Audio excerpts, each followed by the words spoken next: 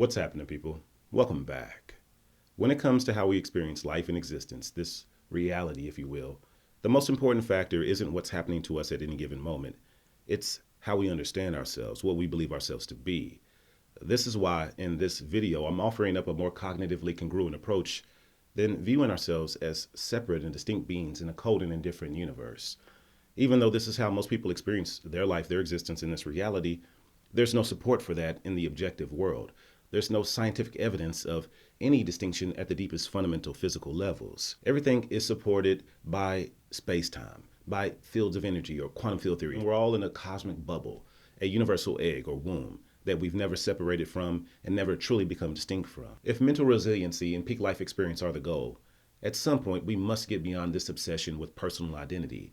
But until we're there, conceiving of ourselves as a wave in an ocean is a very good place to start. And I'm using a wave in an ocean as the model since we have more perspective on large bodies of water than we do on ourselves in this universe. And perspective is key for understanding pretty much everything I say on this channel. The universe and an ocean are grand. And it's this extreme contrast in scale that makes both a person and a wave seem like distinct things from their background when they're actually one thing.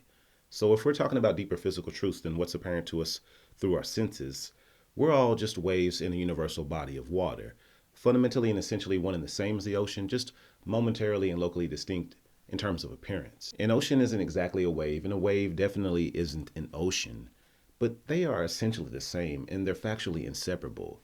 An ocean is water and a wave is water, so there's no fundamental distinction or difference between the two. But for a limited time and in a limited space, a wave takes on properties and characteristics not found in the globally uniform body of water we call the ocean.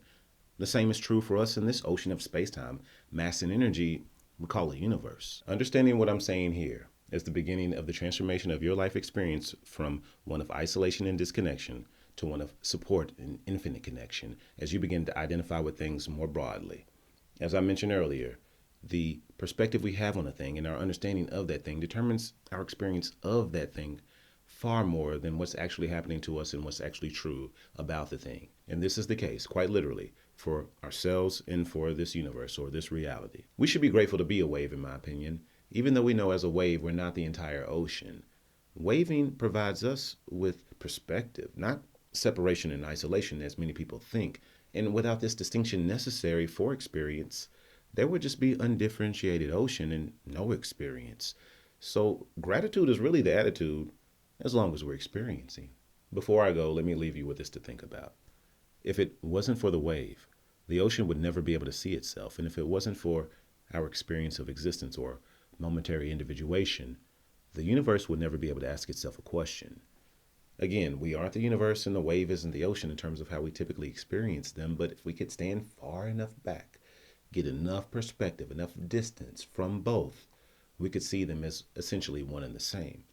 We can't get that type of distance, not physically in this universe, but the mind is capable of going where the body isn't, hence this model. Hopefully this was helpful or at a minimum gives you something to chew on.